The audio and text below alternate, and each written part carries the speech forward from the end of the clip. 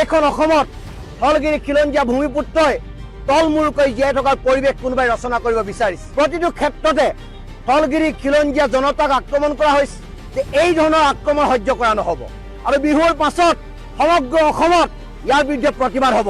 আমি জীয়াই থাকিব লাগিব, আমি সন্মানেৰে বসবাস কৰিব লাগিব।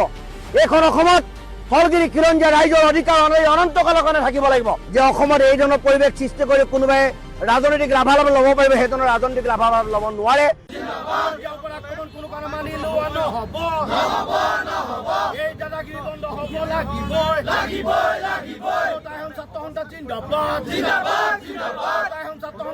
অসমৰ পৰিৱেশ আৰু পৰিস্থিতি বেলেগ হৈছে, তাকে লৈ অসমীয়া ৰাইজ উদ্বেগত আছে, অসমীয়া ৰাইজ চিন্তিত হৈ আছে।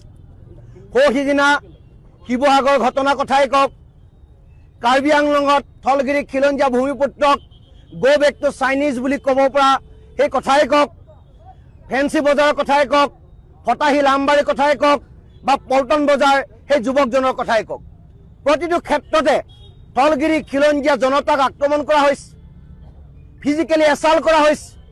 আৰু এইখন অসমত স্থলগিৰি খিলঞ্জীয়া ভূমিপুত্ৰই তলমূৰকৈ জীয়াই থকাৰ পৰিৱেশ কোনোবাই ৰচনা কৰিব বিচাৰিছে।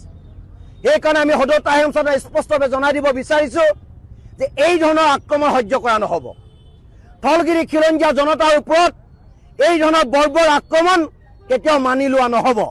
আমি স্থলগিৰি খিলঞ্জীয়া ভূমিপুত্ৰ, এইখন অসম আমাৰ অসম, এইখন অসম স্বাভিমানী খিলঞ্জীয়া ৰাইজৰ অসম। এইখন অসমত এনেকুৱা ধৰণৰ দাদাগিৰি যদি চলে আমি কেতিয়াও এইটো মানি ল'ব নোৱাৰোঁ। আৰু বিহুৰ পাছত সমগ্ৰ অসমত ইয়াৰ বিৰুদ্ধে প্ৰতিবাদ হ'ব। যদি এই আক্ৰমণ চলি থাকে, এই পৰিৱেশ ৰোধৰ কাৰণে যদি প্ৰশাসনে কোনো বিহিত ব্যৱস্থা গ্ৰহণ নকৰে, তেতিয়াহ'লে অসমৰ পৰিৱেশ আৰু পৰিস্থিতি আমি সম্পূৰ্ণৰূপে বেলেগ কৰি দিম। কাৰণ আমি জীয়াই থাকিব লাগিব, আমি সন্মানেৰে বসবাস কৰিব লাগিব।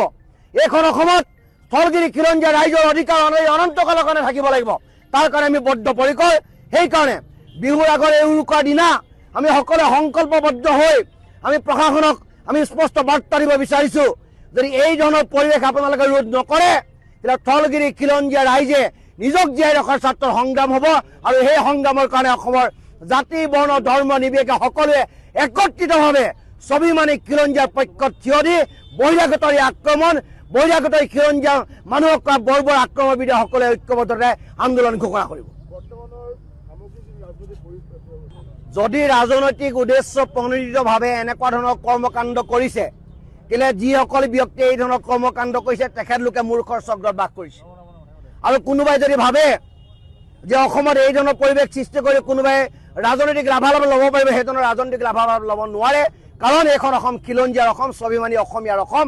আমি সকলোৱে একত্ৰিতভাৱে জাতি বৰ্ণ ধৰ্ম নিৰ্বিশেষে স্বাভিমানী বুলি একত্ৰিত হৈ এটা ছাতিৰ তলত থাকি আৰু এই বহিৰাগতৰ যি আক্ৰমণ সেই আক্ৰমণ প্ৰতিৰোধ কৰিম আৰু ইয়াৰ বিৰুদ্ধে সকলোৱে ঐক্যবদ্ধভাৱে থিয় দিব।